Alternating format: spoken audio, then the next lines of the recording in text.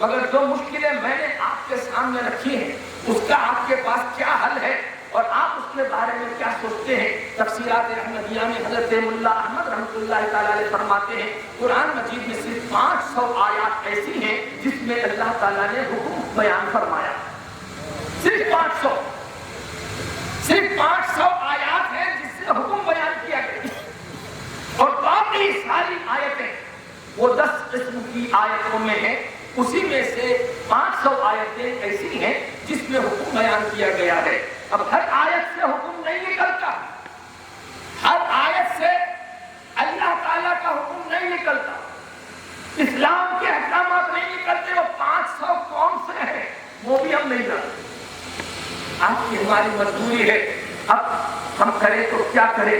حدیث ہم کو پڑھنا نہیں آتا, عربی ہم نہیں جانتے, قرآن کا ہم ترجمہ نہیں جانتے, اور ہمارے سامنے حضور کا ایک فرمان موجود ہے کہ قرآن کی آیات اتنی قسم کی ہے. میرے دوستو, اللہ کے رسول صلی اللہ علیہ وسلم نے اسلام دیا, دین دیا. اللہ تبارک و تعالیٰ نے فرمایا محبوب دین میں نے تیرے ہاتھ کو دیا ہے, اس دین کی فکر مت کرنا, اس دین کی حفاظت بھی میں ہی فرمائے گا. اس قرآن کو کہہ لو یا اس اسلام کو کہہ لو, اس اسلام کو میں نے نازل فرمایا ہے اور میں ہی اس کی حفاظت فرمانے والا ہوں.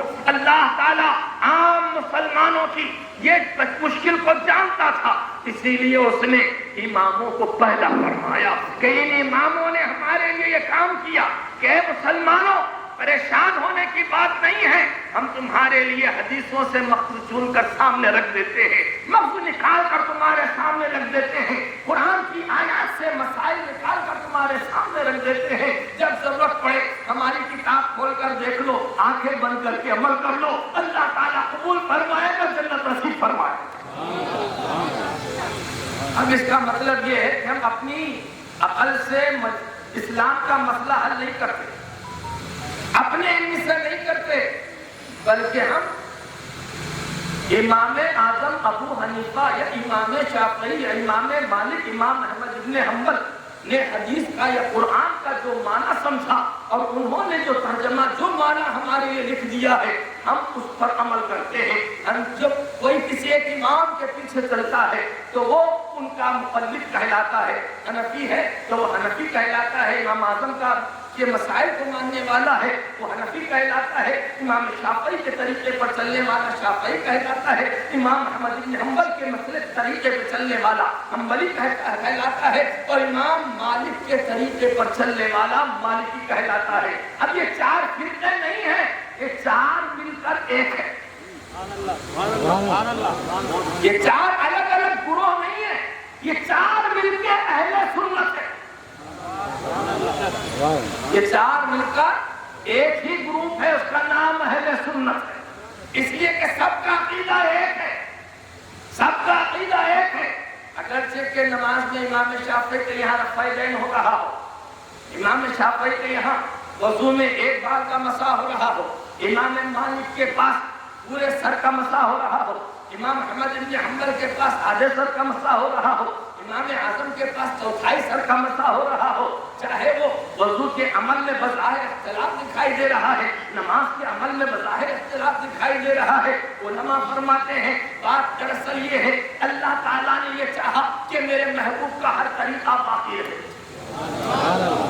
میرے محبوب کا ہر طریقہ باقی رہے, اس لیے کہ میرے محبوب کو میں نے بھیجا ہے اپنی ادائیں دکھانے کے لیے اور اس کو اپنی رضا کا ذریعہ بنایا ہے اور فرمایا ہے قل ان کنتم تحبون اللہ فاتبعونی یحببکم اللہ. اے محبوب آپ فرما دیجیے ان سے کہ اگر یہ کہتے ہیں کہ تم ہم اللہ سے محبت کرتے ہیں تو اے محبوب تم فرماؤ کہ اگر تم اللہ سے محبت کرتے ہو تو میرے پیچھے پیچھے چلے آؤ, تم کو محبت کرنے کے دعویٰ کرنے کی ضرورت نہیں ہے. اگر تم میرا دامن پکڑ لو گے, میرے نقشے قدم پر چلو گے, میرے پیچھے آؤ گے تو خدا اللہ تم سے محبت کرے گا.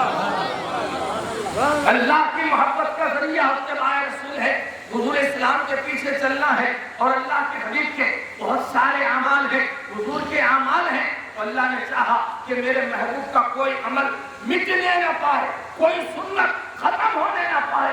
اس لیے حنفی کو ایک طریقے کی تعلیم فرما دی, شافعی کو ایک طریقے کی تعلیم فرما دی, حنبلی کو ایک طریقے کی تعلیم فرما دی, امام مالک کو ایک طریقے تعلیم فرما دی. اب یہ چاروں کو اگر ملا لیا جائے تو حضور کا پورا اسوہ سامنے آ جاتا.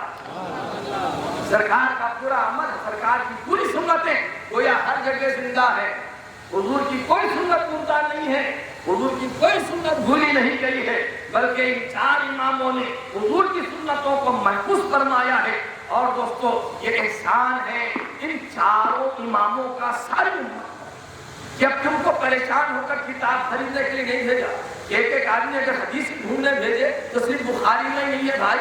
اگر حدیث کی اگر تم کتابوں کے نام سننا چاہو، ایک بڑا کمرہ خریدو اور اس میں صرف حدیث کی کتابیں جمانا شروع کر دو تو وہ کمرہ بھر جائے گا. حدیث کی کتابیں ختم نہیں ہوگی. حدیث کی بہت ساری کتابیں، اور کئی کتابیں ایسی ہیں جو ضائع ہو چکی جن کے نام بھی ہم کو نہیں. اتنی ساری کتابیں صرف بخاری اٹھا کے پھرنے سے مسلمان ہو جاؤ گے؟ یہ سمجھ لیجیے رسول اللہ پہ نہیں، امام بخاری پہ ایمان لائے. جو رسول اللہ پہ ایمان لاتا ہے وہ رسول کی حدیث کہیں بھی ملتی ہے آنکھوں سے لگاتا ہے. وہ امام بخاری کا محتاج نہیں ہے. ہو سکتا ہے امام بخاری نے اچھی ہے صحیح روایات بیان کی ہیں، علماء کا اتفاق ہے، لیکن بخاری ہی کی حدیث مانتے، بخاری کی حدیث مانتے، بخاری کی حدیث مانتے. تو اعلیٰ حضرت نے ایک جگہ فرمایا تھا کہ جو بے عشق محمد کے پڑھاتے ہیں بخاری، آتا ہے بخاروں کو بخاری نہیں آتی. دوستو امام اعظم ابو حنیفہ رضی اللہ تعالیٰ ایک روایت کے مطابق 70 ہجری میں پیدا ہوئے، یعنی امام حسین کی شہادت کے 10 سال کے بعد. ایک روایت کے مطابق 80 سن ہجری میں پیدا ہوئے، وہ امام حسین کی شہادت کے 20 سال کے بعد. اور آخری صحابی کا انتقال ہوتا ہے 111 ہجری. امام اعظم ابو حنیفہ کہاں پیدا ہوئے؟ کوفہ میں پیدا ہوئے. کوفہ میں پیدا ہوئے. کوفہ لوگ امام حسین کی شہادت سے جوڑ کر اس کو کچھ کا کچھ کہتے ہیں، جہاں اس کے لیے وہ لوگ ذمہ دار تھے جنہوں نے امام حسین کو دھوکہ دیا، یہ علی پاک کو دھوکہ دیا، یہ حضرت سیدنا زید کو دھوکہ دیا، یہ وہ کرنے والے اس کے ذمہ دار تھے. لیکن پورا کوفہ اس کا ذمہ دار نہیں تھا. کوفہ وہ شہر ہے جس کو حضرت سیدنا عمر رضی اللہ تعالیٰ عنہ نے بسایا، اور اس میں صحابہ 1000 سے زیادہ صحابہ کو لا کر بسایا ہے، جس میں سے 70 صحابہ جنگ بدر کے شریک صحابہ تھے، اور 300 صحابہ بیت الرضوان کے صحابہ تھے. اور ان صحابہ میں اجل صحابہ میں حضرت سیدنا عبداللہ ابن مسعود وہاں اس کوفے، حضرت مولا کائنات اس کو اپنا دارالخلافہ بنا رہے ہیں.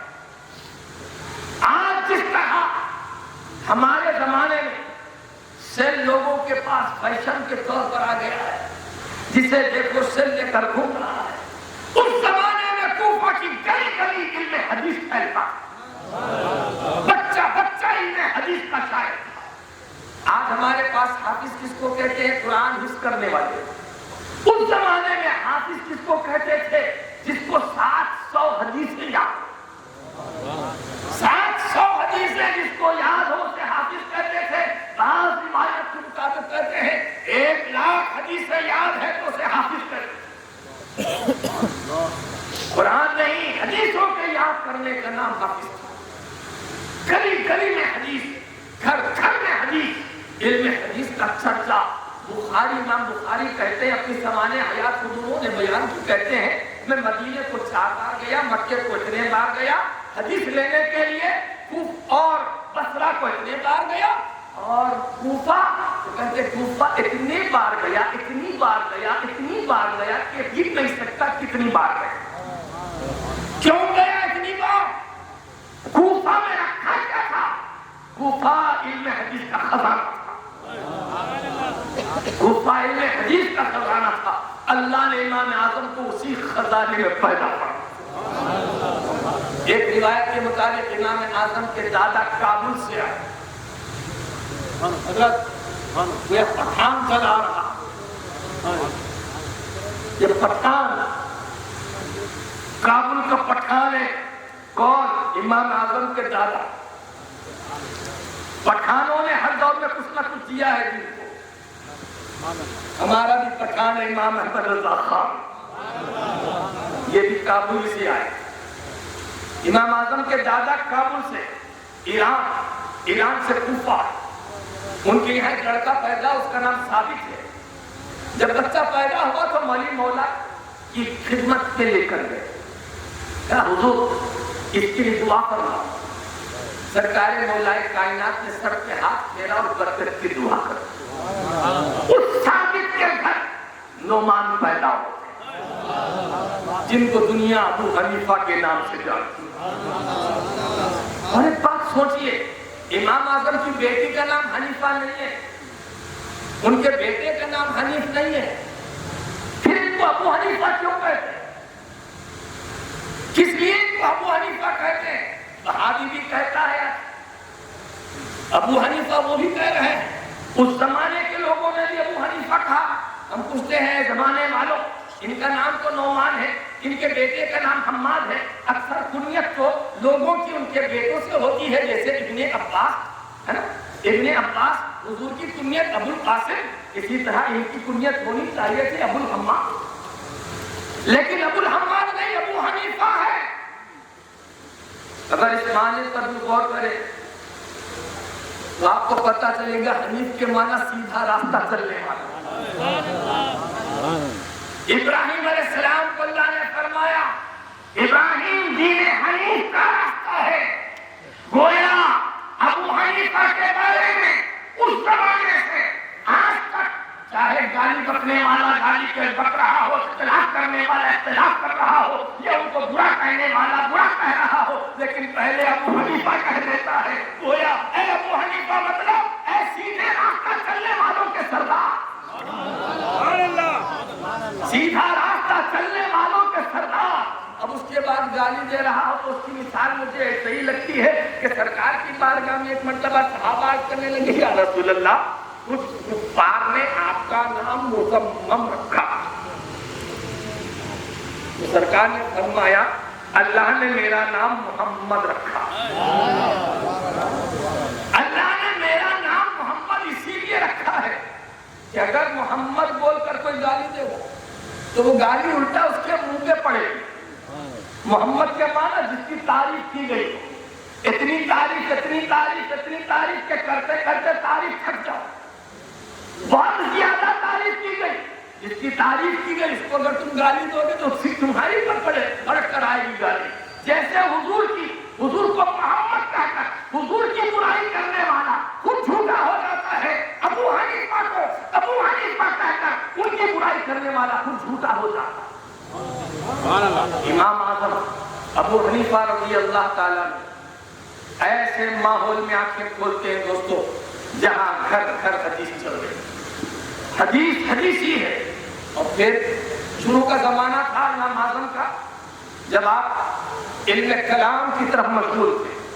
اب یہ بہادی سمجھتے ہیں کہ دیکھو منطق پڑھتے تھے. آج کی منطق فلسفہ یا لاجک نہیں تھی, بلکہ اس زمانے میں ایک فرقہ نکلا تھا, اس کا نام تھا معتزلہ. یہ لوگ لاجک جانتے تھے اور اسلامی عقیدوں کو لاجک سے توڑتے تھے اور اپنا ایک نیا عقیدہ وہاں پیدا کرتے تھے. انہی میں سے ان کا ایک عقیدہ تھا کہ قرآن اللہ کا پیدا کیا ہوا, اور بہت سارے ان کے اپنے عقیدے تھے.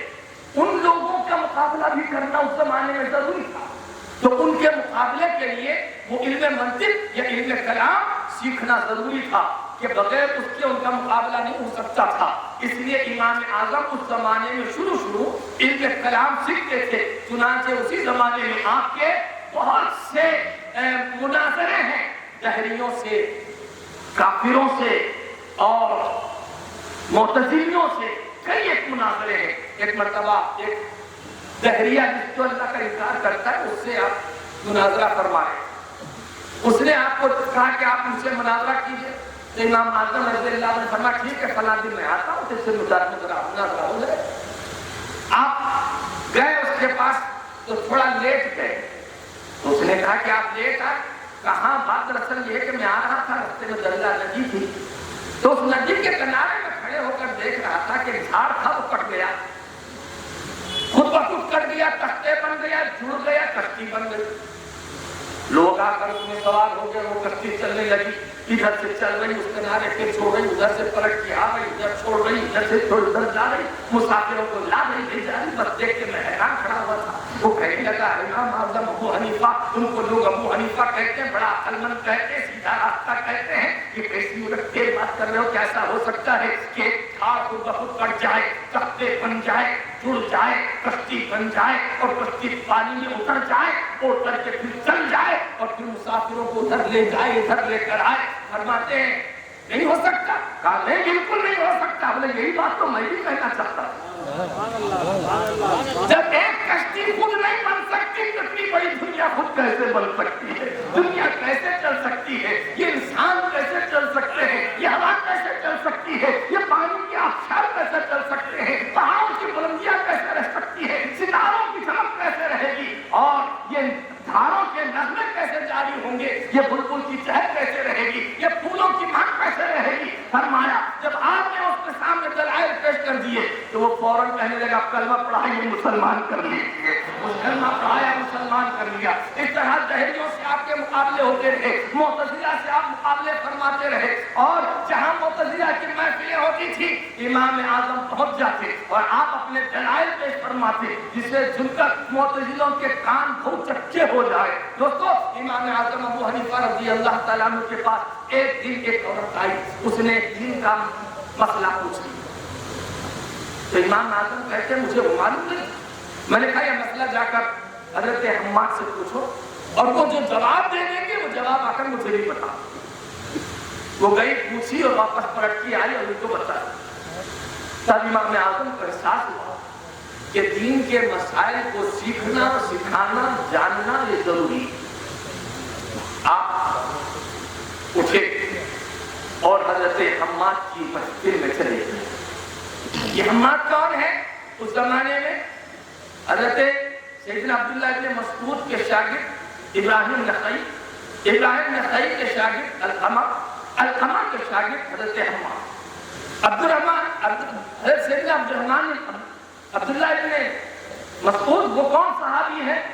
وہ صحابی ہے جن کے بارے میں حضور نے فرمایا میں اس بات سے راضی ہوں جس بات سے عبداللہ ابن مسعود راضی ہے. عبداللہ ابن مسعود کو حضور کے زمانے میں فتویٰ دینے کا حق حاصل. دوستو حضور کے 1,24,000 صحابہ ہوئے، لیکن ہر صحابی کو فتویٰ دینے کا حق نہیں تھا.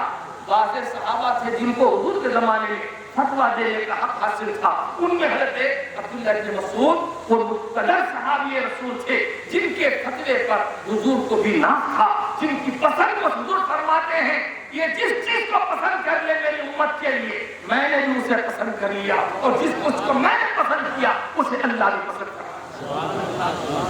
چنانچہ جب آپ حضرت سیدنا علی رضی اللہ تعالیٰ عنہ کوفہ تشریف لے آئے تو حضرت علی رضی اللہ عنہ کے استقبال کے لیے سیدنا عبداللہ ابن مسعود اپنے شاگردوں کو لے کر پہنچے جو سب کے سب حافظ الحدیث تھے. پورا میدان بھر گیا تھا. حضرت سیدنا مولا کائنات نے فرمایا اے عبداللہ، اے ام عبد، تم نے پورے کوفے کو عالم حدیث بنا دیا. دوستو یہ حضرت سیدنا حماد رضی اللہ تعالیٰ عنہ کی خدمت میں پہنچے اور پڑھنا شروع کیا. بیٹھ گئے. اب حال یہ تھا امام اعظم ہے، وہ امام اعظم کا حافظہ، میموری یہ آج کل کی میموری نہیں ہے. یہ اللہ تعالیٰ جسے امام بنانا چاہتا ہے اسے میموری پاور بھی ویسا ہی دیتا ہے.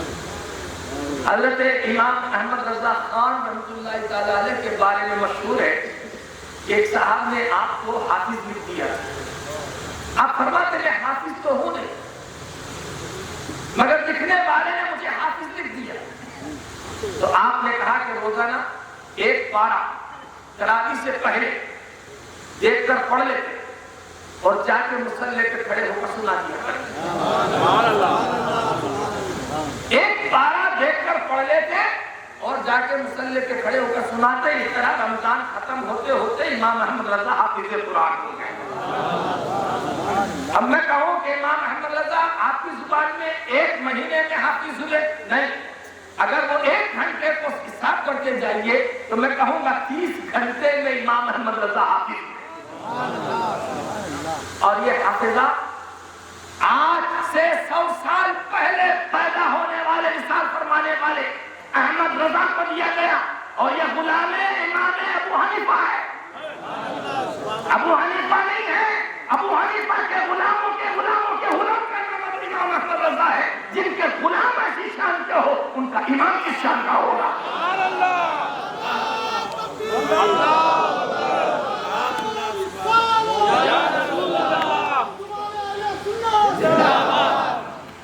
حضرت امام اعظم کے ایک شاگرد جن کا نام محمد بن شیبان، ان کو امام محمد کے نام سے دنیا زیادہ جانتی ہے، محمد بن حسن شیبانی۔ یہ ایک بہت خوبصورت تھے، کم عمر تھے، حضرت سیدنا امام اعظم کی خدمت میں علم فقہ سیکھنے کے لیے آئے۔ تو آپ نے فرمایا ہے محمد پہلے قرآن مجید حفظ کرو، پھر اس کے بعد آؤ۔ آپ گئے، 1 ہفتے کے بعد پھر آ گئے۔ فرمایا 1 ہفتے میں کیا؟ میں نے تم سے کہا نا قرآن مجید حفظ کر کے آؤ۔ کہا کہ حضور 1 ہفتے میں حفظ کر لیا۔ سبحان اللہ سبحان اللہ۔ یہ کون؟ یہ محمد ابن حسن ہے، امام محمد جن کو کہتے ہیں، امام اعظم کے ایک شاگرد ہے۔ اس شاگرد کا حافظہ یہ ہے دوستو، امام اعظم ابو حنیفہ رضی اللہ تعالیٰ عنہ کو اللہ نے علم حدیث کے خزانے۔ ایک مرتبہ حضرت سیدنا امام ابو یوسف رحمۃ اللہ تعالیٰ نے کہتے ہیں کہ جب امام اعظم کوئی مسئلہ پیش کر دیتے تھے تو وہ مسئلہ لے کر میں کوفہ کے علماء کے پاس جاتا اور ہر ایک کے پاس پیش کرتا اور ان سے اس بارے میں پروف پوچھتا، حدیث پوچھتا، اور ان کی حدیث لے کر حضرت سیدنا امام اعظم کی خدمت میں آتا اور ان کو کہتا کہ حضرت آپ کے اس مسئلے پر فلاں عالم نے یہ حدیث سنائی ہے، فلاں صاحب نے یہ حدیث سنائی ہے، فلاں صاحب نے یہ حدیث سنائی ہے۔ سب کی حدیثیں سن کر فرماتے میں سب جانتا۔ آپ کو کیسے معلوم؟ آپ تو یہاں بیٹھے رہتے ہیں، یہ ساری حدیثیں آپ کو کیسے معلوم؟ آپ فرماتے ہیں کوفہ کی تمام حدیثیں مجھے معلوم ہیں۔ سبحان اللہ سبحان اللہ، نعرہ تکبیر، نعرہ رسالت، نعرہ رسالت، نعرہ غوث، نعرہ غوث، علماء اہل سنت، سبحان اللہ سبحان اللہ۔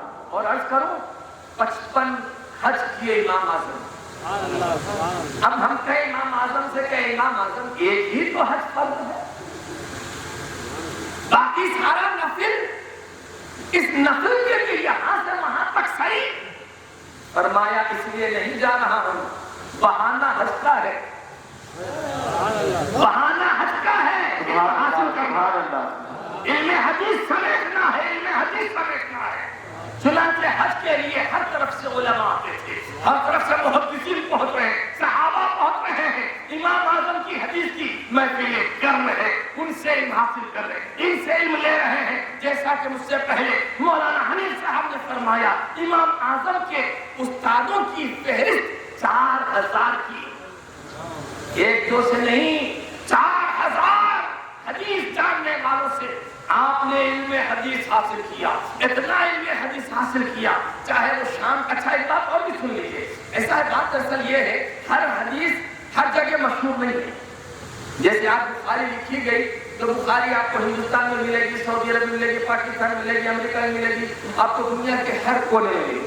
تو اس لیے بخاری کی حدیث ہر جگہ نظر آ سکتی ہے۔ اس زمانے میں ایسا تو تھا نہیں، اس زمانے میں جو مکہ میں ہے وہ مکہ ہی میں ہے، جو مدینے میں ہے وہ مدینے ہی میں ہے، جو بصرہ میں ہے وہ بصرہ ہی میں ہے، جو شام میں ہے وہ شام میں ہے، جو کوفہ میں ہے وہ کوفہ ہی میں ہے۔ حضرت امام اس زمانے میں شام کی حدیثیں وہاں کے محدث سنایا کرتے تھے، بصرہ کی حدیثیں وہاں کے محدث سنایا کرتے تھے، مدینے کی حدیث مدینے میں مشہور تھی اور مکے کی حدیث مکے میں چلا کرتی تھی۔ اب مدینے والے کو کوفے والے کی حدیث کا پتہ نہیں ہے، کوفے والوں کی حدیث کا پتہ نہیں ہے۔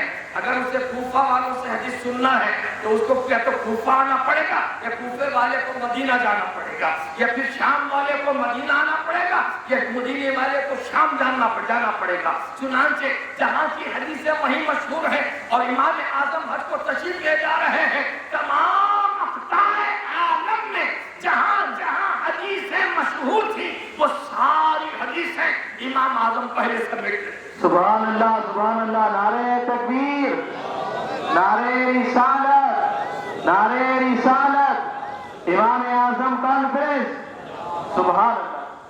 امام بخاری تو خیر اپنی حدیثیں گن لیے کہ 7 لاکھ یاد ہے اور 1 لاکھ حدیثیں صحیح یاد ہے۔ میں کہوں امام بخاری اپنی حدیثیں گن سکے، امام اعظم کی حدیثوں کو گن نہیں سکو گے، گن نہیں سکو گے، اس لیے کہ ان کے پاس صحابہ کا عمل بھی ہے، تابعین کا عمل بھی مروی ہے اور رسول اللہ کی روایات بھی مشہور ہیں۔ اور امام اعظم ابو حنیفہ رضی اللہ تعالیٰ عنہ کے مسلک کی جہاں تک بات آتی ہے دوست، آپ ایک بات اور ذہن رکھیں، امام اعظم کا جو مسلک ہے وہ تنہا امام اعظم کی اپنی کوشش نہیں ہے، بلکہ امام اعظم کی جو محفل تھی آپ نے پہلے اپنے شاگردوں کو تیار کیا۔ کتنے؟ 400 شاگرد، کیسے؟ وہ بھی امام محمد جیسے، امام ابو یوسف جیسے، امام زفر جیسے، امام کسائی جیسے، فضیل ابن عیاض جیسے، داؤد طائی جیسے، عبداللہ ابن مبارک جیسے، مسعر کے قرآن جیسے، بلکہ کہہ لو کہ وہ یحییٰ ابن معین جیسے ایسے شاگرد تیار کیے، ایسے شاگرد تیار کیے جنہیں ہزاروں حدیثیں سینے میں موجود ہیں، حدیثیں ان کے پاس موجود ہیں۔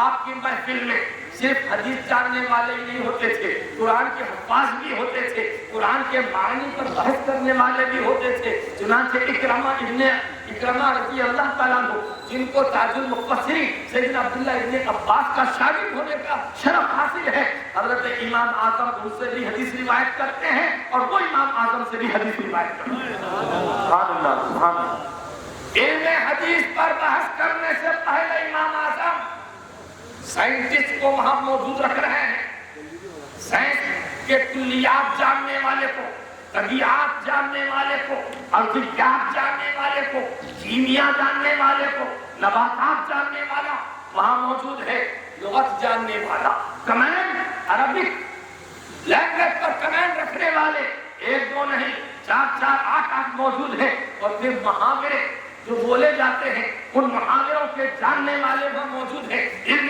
حدیث جاننے والا موجود ہے۔ چنانچہ ایک مسئلہ بیان ہوتا ہے، مثال کے طور پر سمجھ لیجئے کہ نماز میں اللہ اکبر کہہ کر نماز شروع کرنا یہ واجب ہے، فرض ہے، سنت ہے، یہ کیا ہے؟ یہ لفظ اللہ اکبر ہی بولا جا سکتا ہے یا کوئی دوسرا لفظ بھی وہاں بولا جا سکتا ہے، جیسے اللہ الرحمن بول دے، اللہ الرزاق بول دے، اللہ الرحیم بول دے، کوئی دوسرا لفظ بھی بولا جا سکتا ہے۔ مثال کے طور پر یہ مسئلہ پیش کر دیا گیا، اب اس مسئلے پر بحث ہوتی تھی، ہر ایک اپنا پروف پیش کرتا، اپنی دلیل پیش کرتا۔ 400 ایسا نہیں تھا آج کی طرح نہیں تھا ماحول، وہ شمال والے بول رہے ہیں، یہ جنوب والے بول رہے ہیں، وہ مغرب والے بول رہے ہیں، یہ مشرق والے بول رہے ہیں، یہ وہاں کا مسئلہ ہے، یہاں کا مسئلہ، ایسا نہیں تھا، بلکہ اگر کوئی امام اعظم کا چھوٹا سا شاگرد بھی صحیح بات بول دیتا اس کی بات قبول کر لی جاتی۔ سبحان اللہ، سبحان اللہ۔ آج تو بس انانیت میں مسلک چل رہا ہے، مذہب چل رہا ہے،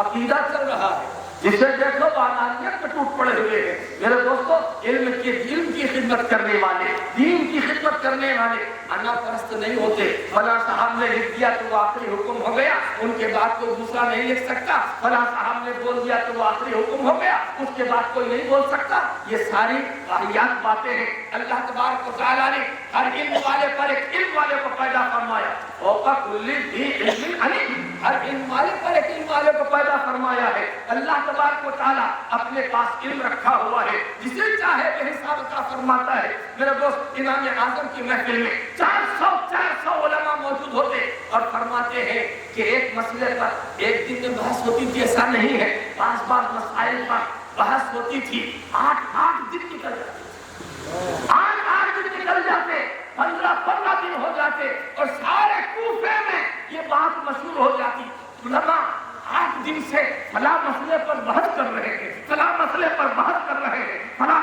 آج کے زمانے میں ہمارے جامعہ نظامیہ میں پڑھایا جا رہا ہے تو ہمارے بازو والا کبھی جا کے دیکھتا ہی نہیں کہ کیا پڑھا رہے ہیں۔ وہاں صرف خون کو سینہ کر کے